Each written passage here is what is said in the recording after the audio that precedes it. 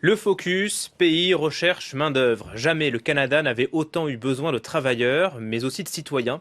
Le pays veut tripler sa population d'ici la fin du siècle. Nous sommes partis dans cet Eldorado de l'embauche qui compte séduire l'Hexagone. Reportage François Riouet. À Saint-Georges, à 1 heure de voiture de Québec, Mélanie Poulain est chargée d'une mission devenue un défi au Canada. Attirer des chercheurs d'emploi dans les entreprises de sa région. Ça va bien?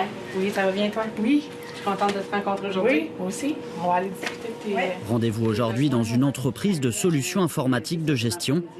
Ici, la responsable des ressources humaines, Karine Poulain, doit trouver 8 à 10 analystes programmeurs par an. C'est quoi les initiatives que vous avez mises en place pour encourager les gens justement à venir travailler chez vous? Ben, je dirais que le fait qu'on soit partout sur les médias, ça l'a aidé. Mais encore, même à ça, c'est pas encore assez. On en voudrait encore vraiment plus. Puis je suis consciente que c'est encore pire, là. C'est ainsi, là, la pénurie de main-d'œuvre. Je dirais que s'il y en aurait 5 demain matin qui cogneraient à ma porte, je les engagerais les 5. J'en ai pas, j'en ai 0 en ce moment. Pour trouver de la main-d'œuvre, Karine Poulain s'est rendue elle-même en France pour recruter. Melchior Tétu est arrivé de Normandie en septembre. Le cadre, que ça soit au travail ou même à l'extérieur du travail, c'est différent et c'est un choix personnel. On l'a fait pour venir au Canada et on ne le regrette pas du tout. Et on encourage même, on essaie d'encourager des collègues qui sont restés en France de tenter un peu l'aventure. Avec 70 employés et une croissance à 2 chiffres, CDID n'est qu'un exemple parmi de nombreux autres dans le pays. Maintenant, le taux de chômage ici en Beauce est rendu à 2,4 %. Donc, on peut parler du plein emploi. On a donc la mission d'aller faire la promotion de la qualité de vie en dehors de notre région.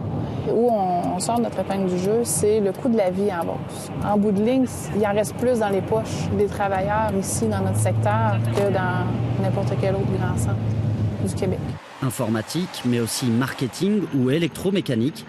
Les entreprises du réseau de Mélanie Poulain doivent redoubler d'imagination pour honorer leur carnet de commandes. Salut Nicolas! Bonjour! Ça va bien? Ben oui, bien sûr. Oui, je suis venue parler de l'embauche, des dernières embauches que tu as faites en France. Ben bien, on va aller voir ça.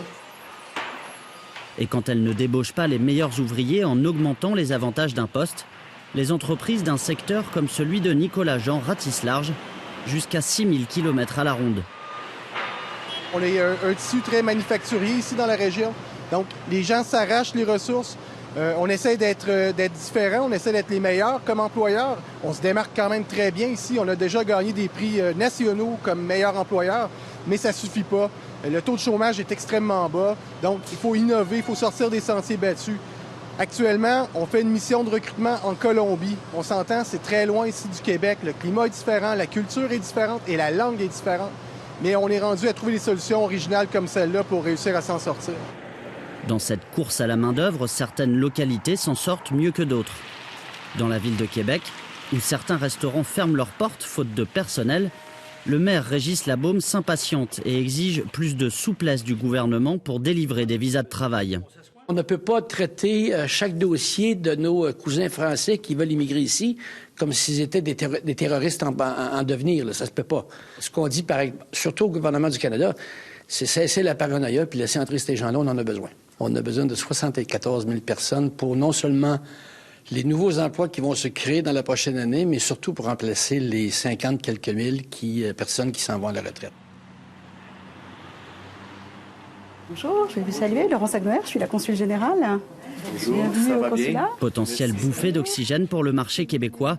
Un projet pilote vient d'être lancé en partenariat avec le service public français Pôle emploi. Depuis le 15 novembre, il y a une mise en ligne en continu sur le site de Pôle emploi international des offres d'emploi. Et puis sur les offres en ligne, alors par exemple, vous voyez la première que je vois, cuisinier, cuisinière dans un bistrot qui est connu de la ville de Québec. En tout, 30 secteurs de métiers doivent permettre une procédure accélérée d'obtention de visa.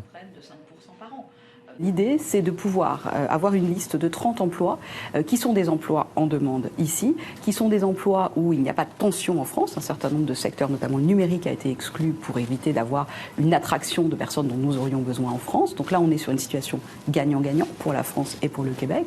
Donc sur ces emplois-là, qui sont aussi des emplois qui figurent dans la liste des emplois qu'Immigration Canada favorise.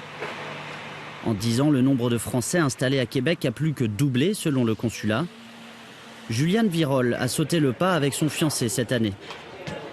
Envie de nouveau, changer de vie, recommencer pas mal de choses à zéro. Et puis, j'ai vraiment envie d'avoir des enfants. Et je pense que je leur offrirai un meilleur avenir ici qu'en France actuellement. Le Canada accueillera 1 million d'immigrants d'ici 2020, dont une grande moitié de travailleurs qualifiés. Et nous sommes en compagnie de Louise Van Winkel. Bonjour, merci d'être avec nous. Vous êtes responsable de la promotion francophone au Bureau d'immigration, réfugiés, citoyenneté Canada à l'ambassade du Canada à Paris. D'abord, pourquoi est-ce que le Canada a autant besoin de main-d'œuvre ? Il y a plusieurs facteurs. On est dans une ère de croissance économique, de création d'emplois, mais comme on l'entendait aussi dans le reportage, une population vieillissante. Donc, quand on cumule les deux, avec les nouveaux projets qu'on souhaite démarrer, eh bien, il y a un besoin de main-d'œuvre dans tous les secteurs et à travers le Canada. Alors d'abord, quels sont les profils que vous recherchez ? C'est très varié. Vous avez vu encore dans le reportage de la haute technologie à la fabrication, la restauration. On peut peut-être déceler 3 grands secteurs qui sont d'intérêt à travers le Canada. Donc, et c'est un phénomène qu'on voit de l'Atlantique au Pacifique et dans les territoires du Nord également.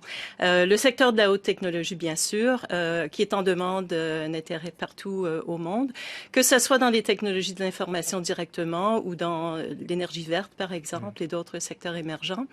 Il y a des besoins dans les services, donc hôtellerie, restauration, tourisme. Les métiers de bouche et les compétences des Français sont bien appréciés au Canada. Aussi banque et finances. Ce qu'on voit dans les communautés francophones en dehors du Québec, donc qui sont dynamiques mais en situation minoritaire, beaucoup de besoins aussi en éducation, petite enfance, éducation primaire et secondaire en français. Oui, vous dites francophone parce que vous n'attirez pas que des Français, mais des personnes qui parlent français. Absolument. Donc au Canada, bien sûr, l'immigration vient de partout au monde. On tient au caractère bilingue du Canada, en plus du caractère multiculturel. Et donc, il y a des programmes mis en place pour faciliter la venue des francophones. Alors, vous attirez tous ces travailleurs et ces citoyens potentiels au Canada pour peupler les zones rurales du Canada ou aussi les grands centres urbains ? Les besoins sont partout et c'est vrai que souvent les gens connaissent les grandes villes. On parle parfois du phénomène MTV, Montréal, Toronto, Vancouver. Mais comme on l'entendait également, le coût de la vie, le pouvoir d'achat peut être plus intéressant ailleurs. Le Canada est un très, très grand pays. Hein. Ça fait 20 fois la taille de la France avec une population de 36 millions. Donc, il faut penser qu'une ville qui serait petite ici est une ville importante au Canada avec des universités, des centres de recherche et tout ce qu'il faut. Alors, faites-nous rêver un peu, quelles sont les conditions de travail au Canada ? Plus de salaire, mais un peu moins de temps libre qu'en France ? Moins de temps libre, effectivement. On n'est pas aux 35 heures. Et puis, les vacances sont plus courtes. Mais c'est vrai qu'il y a peut-être plus de souplesse. On encourage le télétravail, le partage de postes, la formation en continu également. Et je pense qu'on l'a vu dans l'ambiance de travail, une approche un peu moins hiérarchique parfois. Alors, je suis français, j'ai envie de partir au Canada. Je fais quoi ? Vous vous informez d'abord, parce qu'il y a beaucoup de voix et il y a beaucoup d'informations, heureusement, qui est disponible. Déjà sur le site de l'ambassade, france.gc.ca, vous trouverez toutes les sessions d'information et on fait de plus en plus de façon virtuelle, donc par webinar, où que vous soyez. C'est un début. Ensuite, des salons d'embauche aussi, où les employeurs viennent recruter sur place. Et on le mentionnait, Pôle emploi, il y a des postes partout au Canada qui sont affichés régulièrement. Alors très rapidement, le Canada ouvre ses portes pour tripler sa population d'ici 2100, c'est l'intention du gouvernement. Comment les Canadiens vivent cette ouverture ? Il n'y a pas de slogan nationaliste là-bas ? Ils n'ont pas peur de l'étranger ? Les études qui sont faites reconnaissent que l'immigration est dans l'ADN du Canada et que c'est vu comme un facteur positif et nécessaire. Merci beaucoup Louise Van Winkel d'avoir accepté notre invitation sur France 24.